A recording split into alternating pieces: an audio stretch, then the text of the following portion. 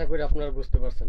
আসলে আমরা বাংলাদেশের মানুষ, বাঙালি জাতি কখনো তার বা নিজের বিবেককে প্রশ্ন করি না। নিজের বিবেক কি বলে, নিজের বিবেক কি চায়, আমরা প্রশ্ন করি না। আমাদের লক্ষ্য হলো আবেগে যা বলছে তাই করব, আবেগে যা আসছে সেটাই করব।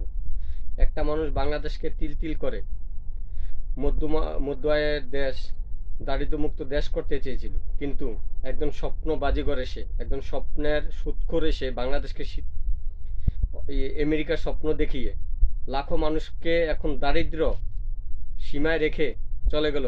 কোটি কোটি টাকা দুর্নীতি করে তারা এবং তাদের উপদেষ্টারা। এখন আপনাদের বিবেক কি বলে? এতদিন তো আপনাদের বিবেক দিয়ে কাজ করেন, এখন আবেগ দিয়ে কাজ করছেন। এখন আপনাদের বিবেককে প্রশ্ন করেন, বিবেককে নাড়া দেন। কে তখন ভালো ছিল, দেশের কে ভালো চেয়েছিল? এখন আপনারা এবং ইউনুসের উত্তরসূরি, ইউনুসের ওরজ্জার সন্তান, ইউনুসের জাহের সন্তান, ইউনুসের সন্তানরা এখন কোথায়?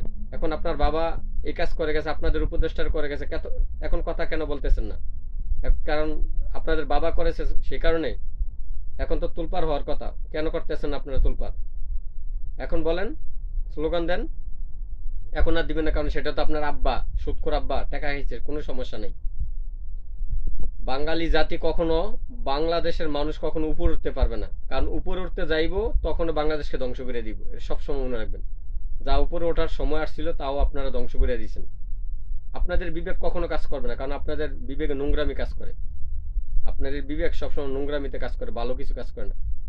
যে ছাত্রগুলা আন্দোলন করেছে তাদের কাজ ছিল, তাদের কাম্য ছিল তারা কলেজ, স্কুল, ভার্সিটিতে যে বড় ইঞ্জিনিয়ার, ডক্টর, প্রফেসর কেউ হবে না, তারা রাজনীতিবিদ হতে হবে। তাদের কারণ পয়সার খায়ের জাগে, তাদের দুর্নীতির খায়ের জাগছে।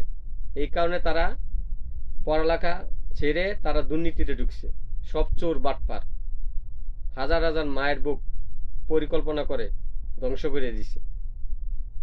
এই বাঙালি জাতি কখনো উপরে উঠবার নয়, এটা মনে রাখবেন।